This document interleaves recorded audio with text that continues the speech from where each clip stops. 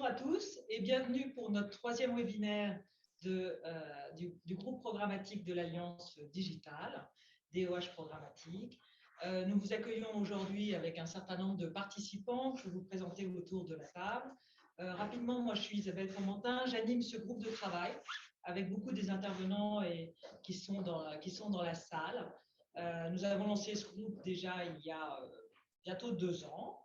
Le thématique du webinaire aujourd'hui, 1 an après le lancement de nos inventaires, c'est pourquoi intégrer du DOH programmatique dans vos campagnes omnicanales. Donc la thématique du jour, c'est l'omnicanalité qui va être déclinée. Pour rappel, nous en sommes à notre 3e webinaire. Nous avions déjà animé notre communauté en mai 2021 sur un premier webinaire fait par le groupe de travail avec l'Alliance Digitale. Ce premier webinaire était sur le premier panorama de l'écosystème, puisque c'est un des éléments essentiels pour avoir une meilleure connaissance et une meilleure appréhension de nos activités. Un deuxième panorama en mars 2022, où vous avez eu le plaisir de présenter à la fois une infographie et nous avions également partagé un certain nombre de use cases avec des cas assez divers. Et puis aujourd'hui, thématique principale, omnicanalité, et on se retrouve autour de business case sur cette thématique. Alors c'est l'occasion aussi de remercier l'ensemble des entreprises qui participent à notre groupe de travail programmatique DOH au sein de l'Alliance Digitale. Vous dire qu'aujourd'hui, il y a 20 entreprises qui contribuent à ce groupe de travail, qu'en 2022, on a eu le plaisir d'en accueillir 8 supplémentaires. Donc, merci à ceux qui nous ont rejoints, mais merci aussi à ceux qui sont là depuis maintenant le début du groupe. Ce groupe a 3 objectifs principaux depuis sa création. Le premier, c'est de faire de la pédagogie sur le programmatique en matière de DOH.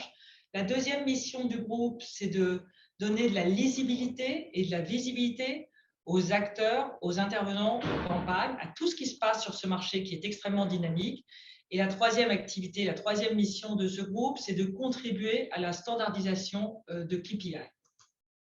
Alors, un premier chiffre pour ce webinaire, 1 an après, c'est ce qu'on s'est dit, c'est notre thème. 1 an après, le nombre de campagnes. Vous voyez que sur ce graphique, c'est une évaluation des campagnes programmatiques de DOH en France. 140 campagnes au premier trimestre, 209, 3e trimestre, 213 campagnes et le 4e trimestre est en cours. Donc, on est aujourd'hui à 107 campagnes. Ce qui veut dire qu'on aura plus de 500 campagnes qui auront été réalisées grâce à vous, grâce aux partenaires, grâce aux annonceurs, grâce à l'ensemble de l'écosystème sur cette année 2022. En termes de nombre d'annonceurs, vous voyez que le chiffre est aussi croissant. On a préféré les indiquer aussi par trimestre parce que ça illustre la dynamique du développement de l'activité, avec un 3e trimestre où on est à 116 annonceurs et en cumul net, on aura plus de 300 annonceurs qui auront fait l'usage avec leurs partenaires et avec l'écosystème de campagnes DOH programmatiques. Donc le sommaire, c'est ça qu'on est là pour ça aujourd'hui. Le sommaire, je vais rapidement passer la parole à Clémence Maisonneuve de Clear Channel qui va nous rappeler les essentiels du mix programmatique.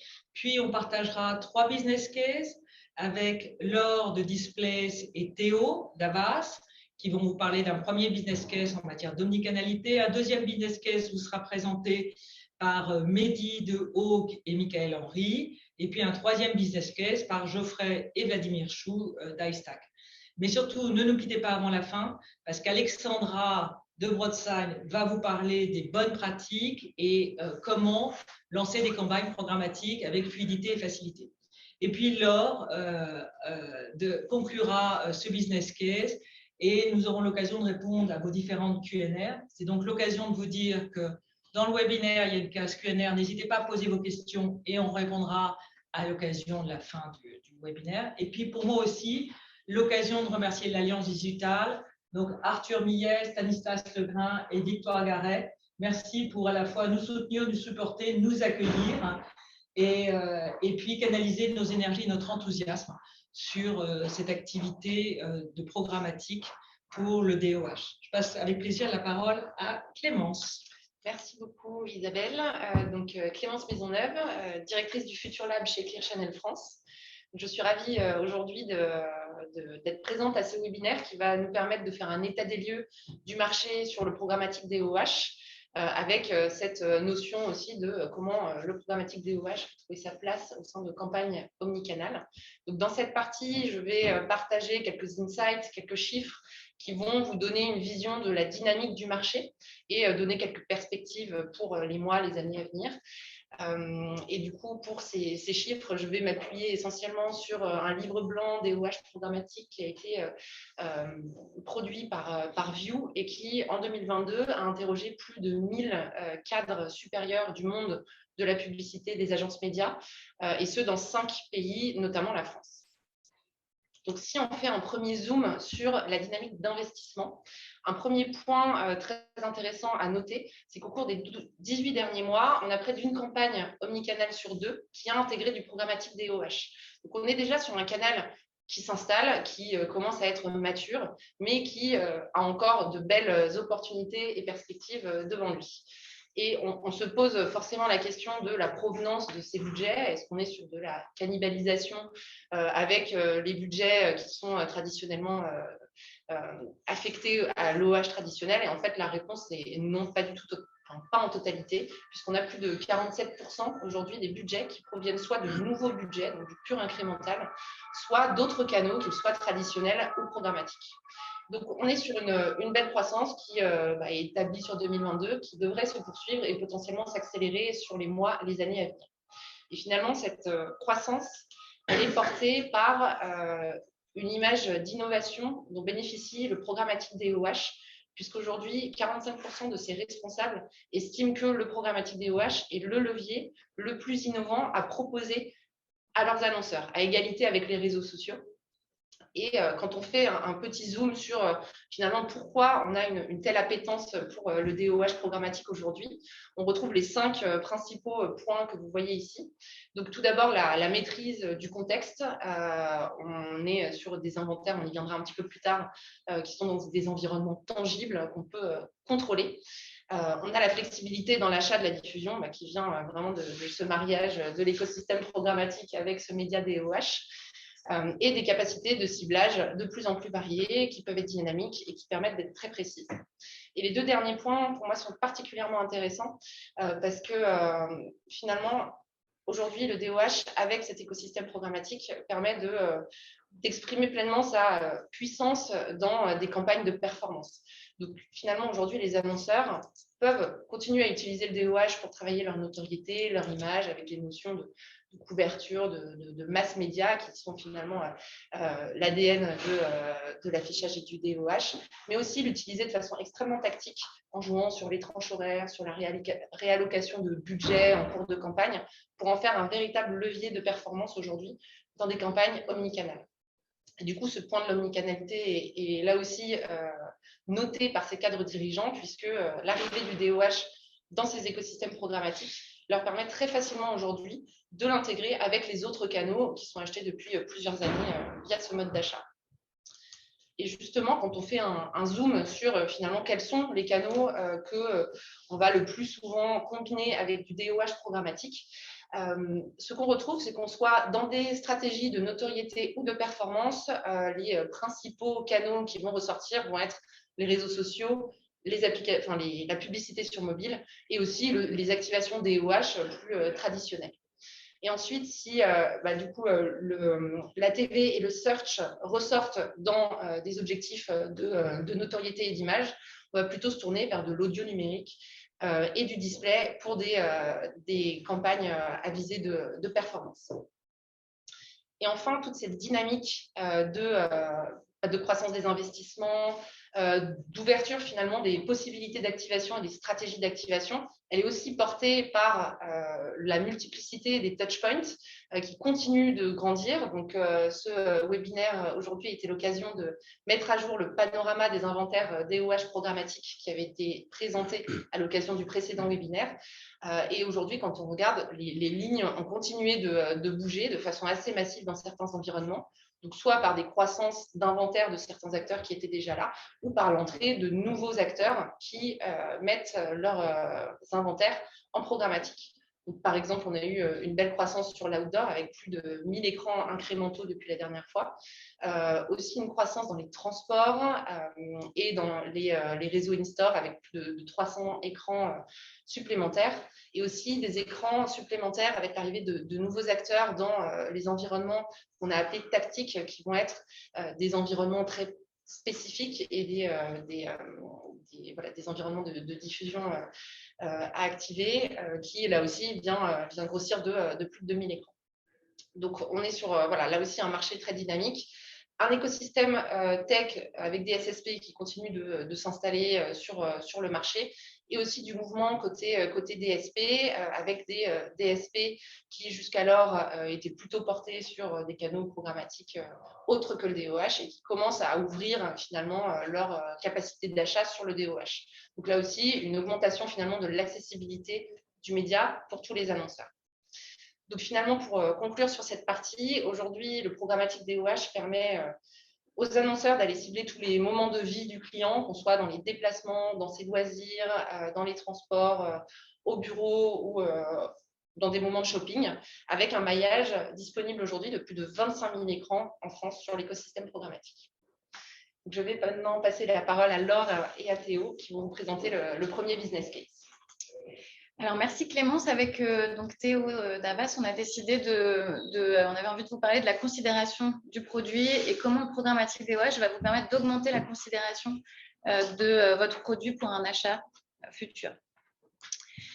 Donc, tout d'abord, le programmatique DOH va vous permettre, associé par exemple aux réseaux sociaux ou aux mobiles, qui sont privilégiés, comme l'a dit Clémence tout à l'heure, dans les campagnes omnicanal. Le programmatique DOH va vous permettre d'améliorer le contexte et de préciser le contexte et de cibler précisément grâce à ses capacités de suivi des audiences live, de précision sur les zones de chalandise ou d'activation de trigger. Là, en fait, pour être pragmatique, on vous a mis un business case qui a été fait avec Aven.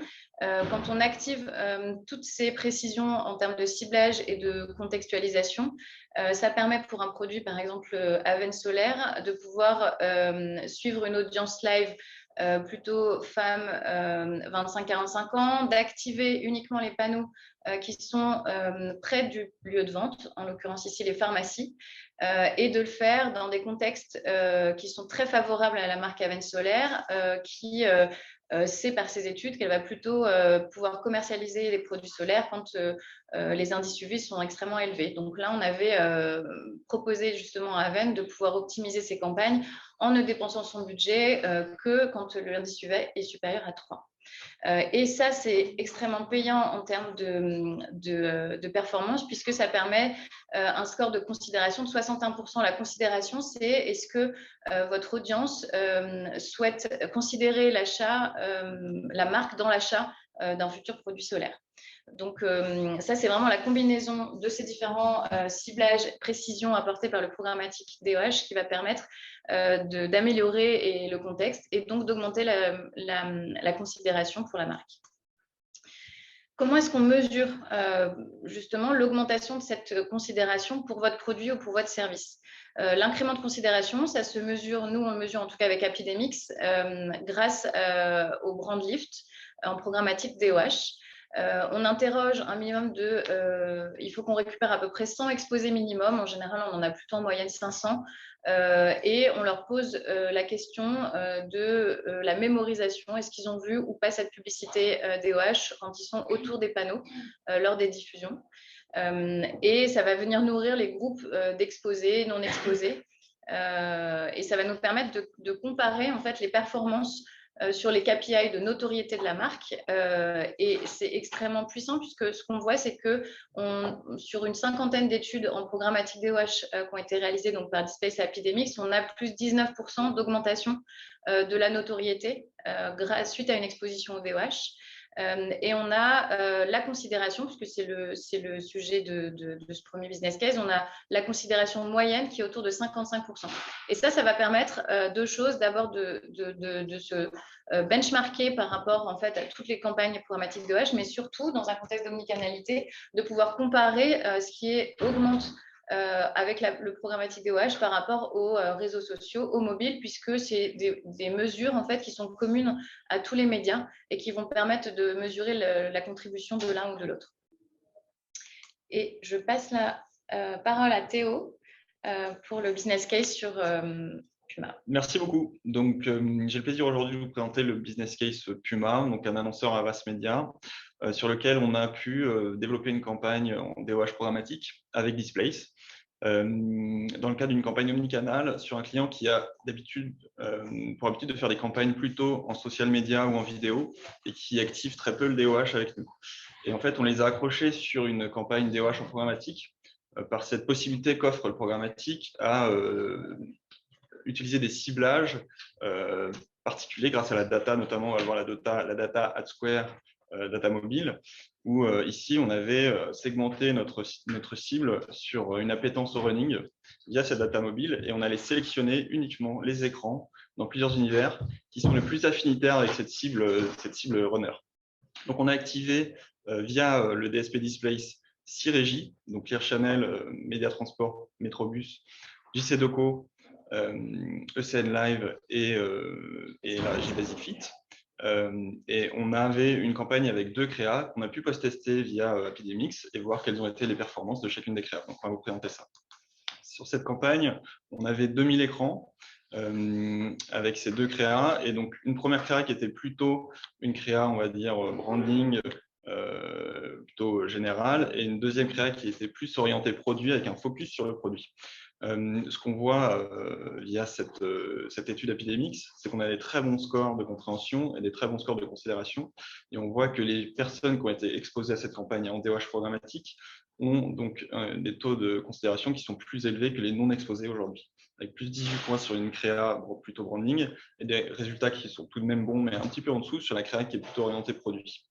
Donc, on se rend compte finalement qu'on peut aussi, via le DOH, mesurer l'impact de nos créas et de voir quelle créa va le mieux marcher et comment on peut aussi, pour aller plus loin par la suite, orienter notre média planning et orienter la mise en ligne des créas selon les écrans, selon les horaires de la journée et quelle créa va être la mieux performée sur quel dispositif. Je passe maintenant la main à Mehdi qui va nous présenter son cas. Merci Laure, merci Théo. Mehdi Arboussi, publisher directeur pour Hawk. Je suis aujourd'hui accompagné de Michael Henry. Nous, de côté, on a décidé de vous proposer un scénario de campagne omnicanal autour d'une stratégie de requête targeting DOH mobile. C'est dans l'autre sens. Donc, en termes d'activation sur des campagnes omnicanales, on observe 2 types d'activation aujourd'hui. Une campagne omnicanale qui va avoir une logique de puissance et de reach en allant diffuser sur différents médias complémentaires, dans une logique de zone de diffusion ou sur une logique d'audience. Donc là, sur des dispositifs assez branding. Et le deuxième dispositif, c'est finalement la capacité à pouvoir scénariser une campagne omnichannel avec des différents médias entre eux. Donc, sur le principe du retargeting qu'on va vous détailler avec Michael juste après, l'idée, c'est de pouvoir aujourd'hui diffuser sur du DOH, via notre partenaire AdSquare, de pouvoir récolter des identifiants mobiles des personnes qui ont été exposées à ces écrans DOH. Un segment est généré et il va permettre ensuite de pouvoir recibler ces utilisateurs sur mobile. Donc, l'intérêt du retargeting dans ce cas de figure, c'est de pouvoir renforcer le message publicitaire avec des assets qui vont être créatifs, qui vont être différents sur mobile, mais aussi sur de la vidéo, sur de l'audio, avec un spot audio qu'on peut aussi faire en retargeting. L'autre avantage, c'est qu'on peut ici aussi également utiliser le mobile comme un moyen de pouvoir générer des visites sur site, de mesurer l'engagement avec un taux de clic, ou de mesurer des visites en magasin. Et vous verrez aussi que dans le case qu'on va vous présenter, qu'on peut aussi aller identifier le nombre de contacts uniques qu'on a pu recibler sur ce dispositif. Ce qu'on propose très fréquemment sur ce type de dispositif, c'est de pouvoir également adosser une étude post-test. Pourquoi? Parce que ça permet de justifier la valeur d'une campagne omnicanal. Aujourd'hui, une étude post-test, comme le décrivait Laure et Théo juste avant, permet de pouvoir avoir des indicateurs sur la notoriété d'une marque, sur la mémorisation d'un produit, sur une intention d'achat. Ces informations couplées à une stratégie de retargeting va nous permettre, sur des clickers, de pouvoir aller construire des profils types et suite à ça, de pouvoir ensuite définir des stratégies. Donc, si je prends l'exemple là des profils qu'on a identifiés, on a des voyageurs qui voyagent à titre personnel, pour lesquels la mémorisation et la perception va être moins forte que la moyenne. Donc, typiquement, on va se dire que pour cette stratégie, on peut essayer d'avoir une stratégie créative plus innovante, plus impactante, pour aller justement travailler sur cette mémorisation et sur cette perception. Sur une audience peut-être B2B qui a déjà l'habitude de voyager, on sait que la mémorisation et la perception est forte. On peut imaginer d'avoir une stratégie qui va aller cibler des centres d'affaires, d'avoir des segments lookalike pour aller chercher un reach maximum.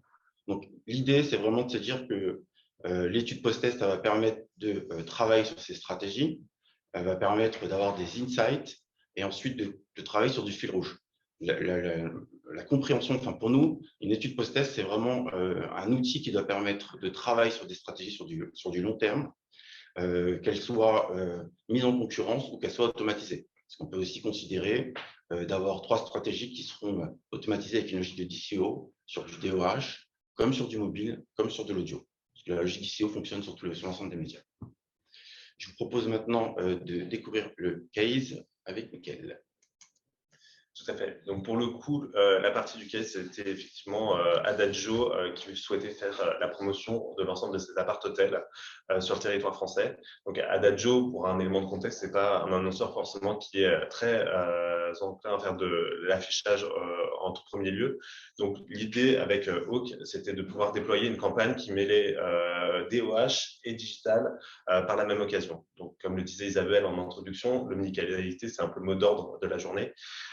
C'était donc de créer un plan média qui nous permettait de pouvoir avoir une visibilité dans différents univers en affinité avec nos voyageurs potentiels et de retargeter l'ensemble de ces exposés via la technologie Hawk en display par la suite, ce qui nous a permis d'avoir effectivement des performances autant sur le média affichage, donc avec un nombre d'impressions qui s'affichent sur l'écran, mais également de pouvoir avoir ces mêmes impressions sur des gens qui ont été exposés sur le média out of home, sur le display, beaucoup plus tard. Ce qui nous permet en fait de pouvoir décupler en fait l'impact de notre campagne, puisque aujourd'hui on a effectivement x2 sur on a fait x2 sur la perception, mais également plus 10% sur la partie intention, qui sont des chiffres assez importants qui nous permettent de pouvoir rendre notre campagne média beaucoup plus impactante que si elle avait été monomédia. Et ça aurait été effectivement moins possible si on n'était pas passé forcément par un DSP comme Hawk. Pour le coup, je laisse la parole à Vladimir et Geoffrey pour le prochain case. Merci Mickaël. Je suis Vladimir de HypeStack et avec Geoffrey donc, de Screenbase, on va faire un focus sur l'audience. Et on va partir d'un constat, selon l'étude State of the Nation, qui montre que les données d'audience sont une condition et un critère déterminant pour le développement et l'accroissement des investissements dans le programmatique DOH.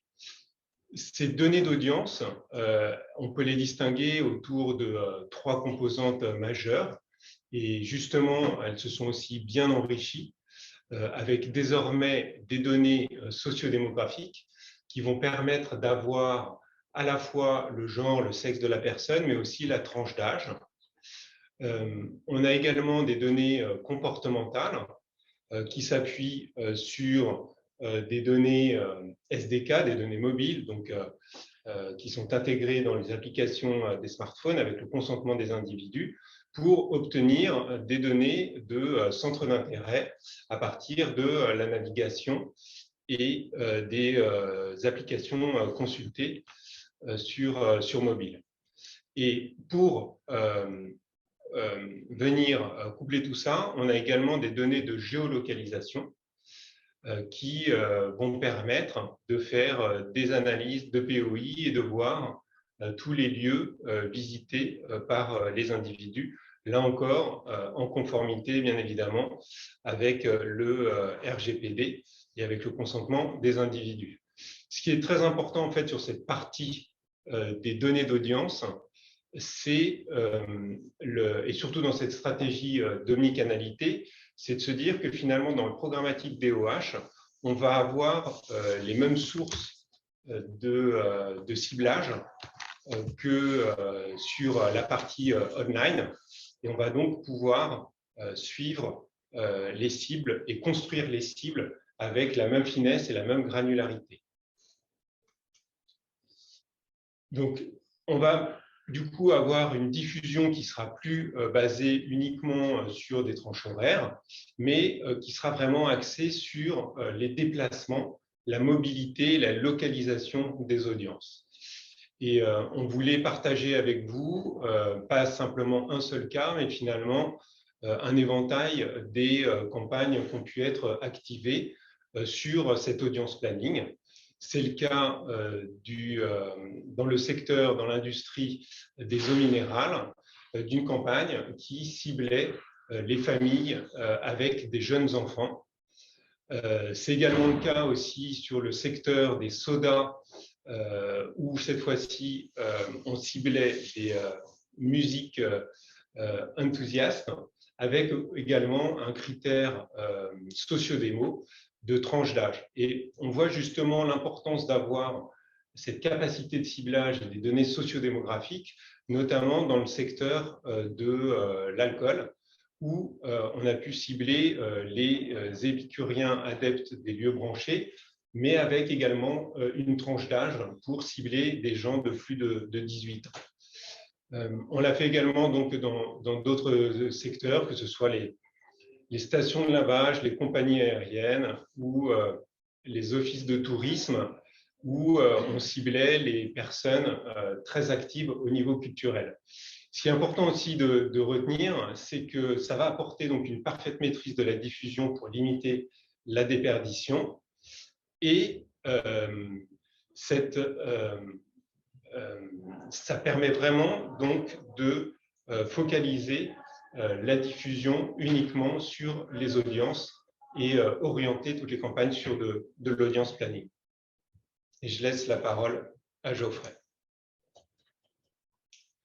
Alors effectivement, chez ScreenBase, l'audience planning est très important. Hein, c'est la majorité des campagnes qui sont activées en audience planning, justement parce qu'on cherche à se différencier aussi des activations gré à gré en DOH.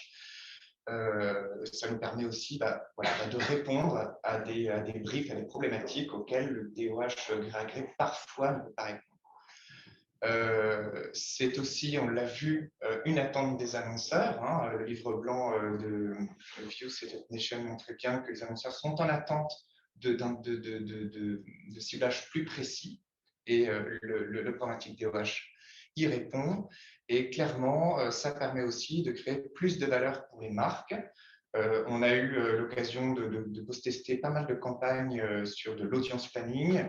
Et en moyenne, dans nos benchmarks, on voit qu'on est sur des scores de mémorisation 5% plus performants que des benchmarks DOH classiques. Donc, ça montre bien aussi qu'une précision de ciblage permet aussi d'accroître la mémorisation. Et également au niveau des intentions d'achat, quand on regarde un peu les benchmarks, on est à 6% au-dessus des benchmarks DOH classiques. Donc, ça montre bien aussi que le DOH programmatique, lorsqu'il est bien utilisé, permet d'avoir des performances très intéressantes sur le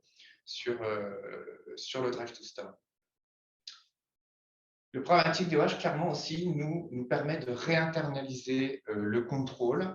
On peut reprendre la main sur la construction des audiences et des segments d'audience. On peut harmoniser les conditions de diffusion, notamment quand on fait appel à de la DCO ou des flux exogènes de données type météo. Ça permet d'avoir une donnée qui sera harmonisée sur l'ensemble des écrans que l'on va activer.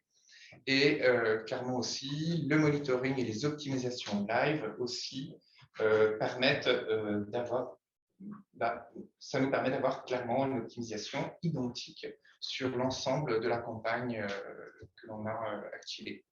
Et également au niveau de la mesure, le monitoring de la mesure est très important. Ça nous permet aussi de prendre la main sur l'ensemble des écrans que l'on a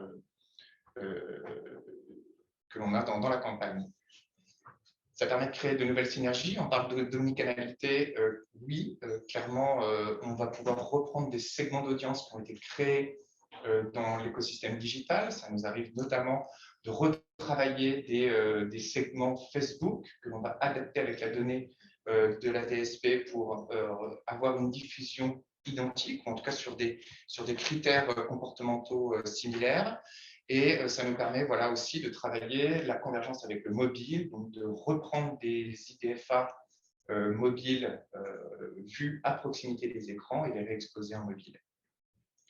Et puis globalement, ça nous permet aussi de se réinventer. Clairement, le DOH programmatique nous anime beaucoup chez Screenbase. Ça a redynamisé le marché, ça a permis de multiplier les scénarios de diffusion. Et on est très satisfait, en tout cas chez Screenbase, de voir une belle progression des campagnes, à la fois au niveau en termes d'annonceurs. On a 12% d'annonceurs qui n'étaient pas du tout actifs chez Screenbase. Donc ça permet aussi d'élargir un peu nos problématiques. Je laisse la main à Alexandra. Merci. Bonjour à tous. Moi, je suis Alexandra Roy de Broadside. Je suis ravie d'être là. Vous avez pu entendre différentes études de cas qui, j'espère, vous ont inspiré. Vous avez sûrement d'autres questions auxquelles on va essayer de répondre dans cette dernière partie qui s'intitule « Le programmatique DOH s'intègre facilement à vos campagnes existantes ».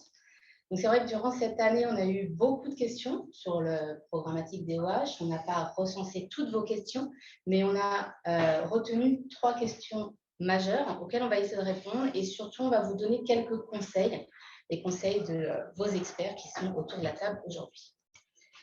Les 3 questions sont le format. Quel format puis-je utiliser? Quel créa? Est-ce que j'ai le format aujourd'hui disponible pour pouvoir lancer une campagne DOH programmatique? La deuxième question, c'est le budget. Avec quel budget je peux partir? Et la troisième, c'est est-ce long à programmer une campagne DOH programmatique? On va passer les 3 points. Le premier point, le format. Donc, vous voyez ici que la vidéo est le format gagnant de l'année 2022. Pourquoi? Parce que 90% des campagnes diffusées en France en 2022 ont été des campagnes vidéo. Maintenant, c'est un constat, ce n'est pas forcément nos recommandations. On verra l'année prochaine quel sera le format gagnant. Mais c'est vrai qu'aujourd'hui, on voit beaucoup de campagnes vidéo, tout simplement parce qu'on peut réutiliser les vidéos qu'on a en social ou en digital sur du DOH programmatique. Les formats acceptés sont du JPEG, du HTML5, de la vidéo, et avec un 1080 sur 1920 en portrait, vous pouvez très bien diffuser une campagne DOH programmatique. Quelques recommandations de vos experts. Si vous partez sur une vidéo, exploitez celle plutôt que vous avez déjà en digital ou en social plutôt que celle destinée à la télé.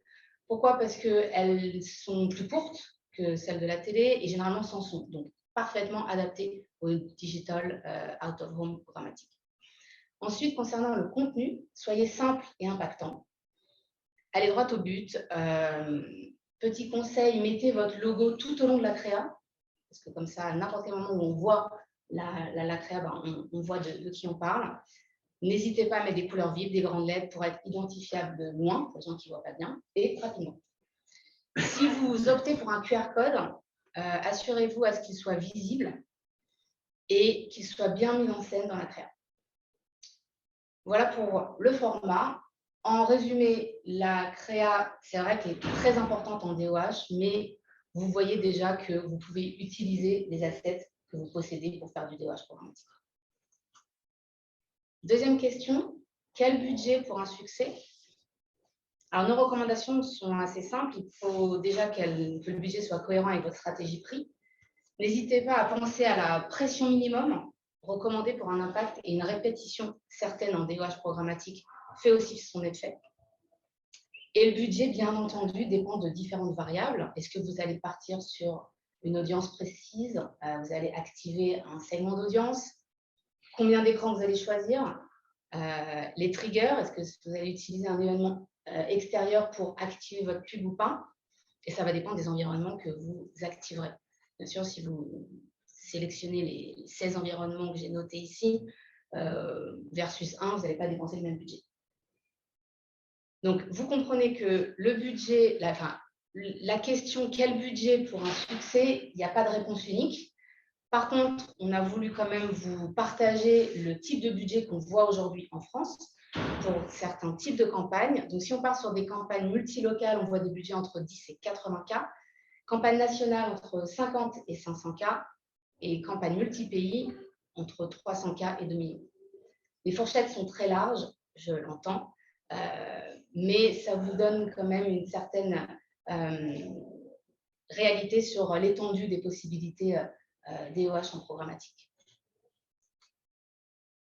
Et votre troisième question, c'était plus à chaque fois, est-ce que c'est long, est-ce que c'est compliqué à set up une campagne DOH programmatique? La réponse est non. C'est assez rapide, en tout cas du côté acheteur. Setup en 20 minutes sur la DSP en moyenne.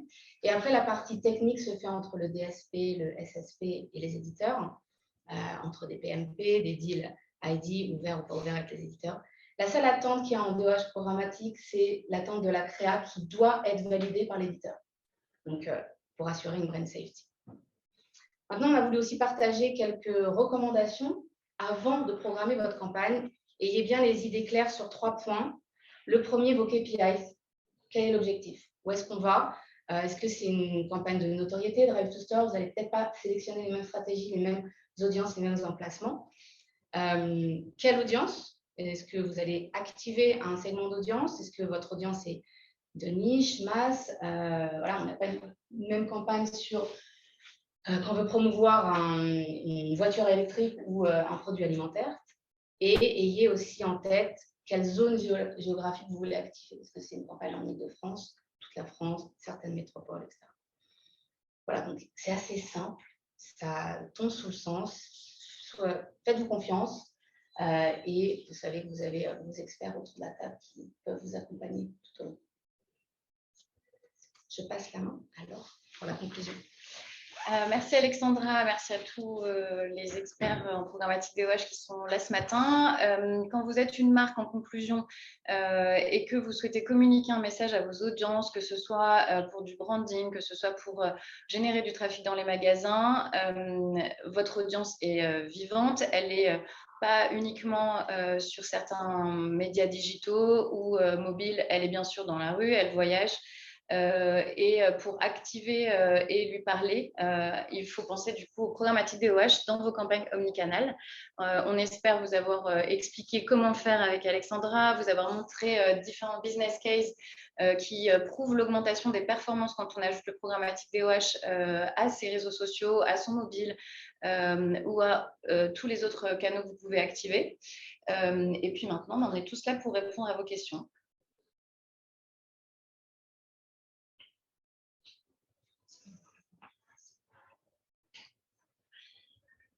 Oui, alors il y a une première question de la salle. Est-ce qu'il y a des catégories de marques, peut-être même des marques, qui sont plus particulièrement clientes du DOH? Est-ce qu'il y a des différences dans ces typologies de marques entre celles qui cherchent la notoriété et celles qui cherchent le drive to store? Je ne sais pas qui veut prendre la question. Je pense qu'aujourd'hui, en fait, nous, ce qu'on voit, je pense que c'est partagé par les différents DSP, mais ce qu'on voit, c'est qu'on a des campagnes qui traitent effectivement de l'augmentation de la notoriété et des campagnes qui traitent de drive to store. C'est les deux problématiques majeures que les annonceurs choisissent pour faire du programmatique DOH. Moi, j'ai juste un élément de réponse, j'ai l'impression que ça ne s'oppose pas tant que ça aujourd'hui. Je trouve que c'est assez combiné, c'est-à-dire qu'on entend souvent c'est pour augmenter ma notoriété, mais je vais quand même faire un ciblage autour des magasins parce qu'en fait j'ai envie d'augmenter ma notoriété, mais que ce soit quand même efficace sur la considération, et donc je préfère m'assurer que j'ai des magasins autour. Donc on n'est pas forcément sur de la mesure à forcément aller vérifier le drive to store en magasin. Ça, c'est des stratégies vraiment qui vont être très orientées dans le but de faire du drive to store, mais globalement, c'est quand même assez souvent en fait qu'on va combiner, on l'a vu avec le cas Aven par exemple, qu'on va combiner en fait le fait de trouver une audience live, d'activer des conditions extérieures qui vont favoriser l'achat en fait, ou la considération du produit et qui vont être plutôt autour des lieux de vente forcément pour avoir un impact direct en fait sur l'achat derrière. Voilà, donc moi je dirais que ça se combine plutôt bien. Et sur les secteurs, Vladimir en a un peu parlé. Est-ce que...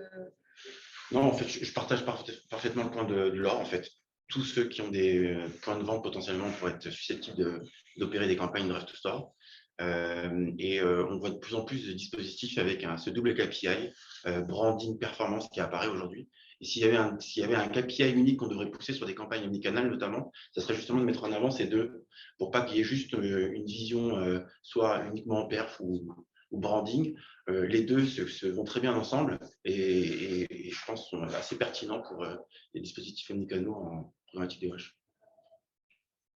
On a une seconde question. Ne pensez-vous pas qu'il y a un vrai sujet concernant l'uniformisation, standardisation des données d'audience? Aujourd'hui, chaque régie utilise une source d'audience différente et souvent de la first party data. Ne faudrait-il pas uniformiser tout cela afin de mettre tous les inventaires à égalité? Je crois que c'est un sujet de la first party. Oui, les audiences, c'est un sujet parce que c'est important de pouvoir valoriser ce média programmatique qui est en one-to-many, donc qui permet de communiquer massivement à des audiences. Et ce qu'on va chercher effectivement en programmatique DOH et avec l'audience, le fait de pouvoir acheter en audience planning, c'est à quantifier en fait cette audience qui est autour de chaque panneau. C'est ce que vous avez dans les bid requests en fait au niveau de l'int multiplier. Donc c'est-à-dire on va catégoriser chaque et annoter en fait chacune des impressions qui sont communiquées avec un nombre d'opportunités de voir. On a pas mal travaillé l'année dernière pour référencer les méthodologies qui sont utilisées par les différents media owners. Et sachez que les méthodologies sont la plupart du temps certifiées par le CESP notamment. Il n'y a pas de standardisation, mais il y a bien des certifications qui sont effectuées par des tiers. Maintenant, on comprend qu'au niveau de la standardisation, c'est plus compliqué. On a des univers qui sont extrêmement hétérogènes en affichage digital. On ne va pas mesurer de la même façon dans un mall ou par exemple que dans la rue. Donc en fait, il y a des méthodologies qui sont vraiment spécifiques à l'univers du retail au mall, des méthodologies qui sont spécifiques à l'outdoor. Et voilà, sachez que c'est dans tous les pays la même façon dont c'est approché. Et ensuite, les DSP en fait se font et les SSP se font les vecteurs en fait de ces audiences qui sont certifiées, et c'est sur cette base aujourd'hui que sont achetées les campagnes programmatiques DOH. Troisième question, quel impact suite à la décision de Paris de couper la diffusion nocturne? Est-ce que cela va s'étendre à d'autres villes en France? Merci. Alors, c'est assez clair là-dessus. En fait, l'ensemble des écrans de DOH aujourd'hui sont éteints de 1h à 6h du matin. Donc, c'était le cas avant les mesures qui sont récemment mises en place, que ce soit à Paris ou sur les autres territoires nationaux. Donc, ce n'est pas un sujet sur le DOH. La conformité est là depuis bien longtemps. Donc, il n'y a pas de diffusion de 1h à 6h, que ce soit en outdoor. Dans les malls, naturellement, les écrans sont éteints à la fermeture des malls, à partir de 21h, 22h. L'univers des transports, pareil.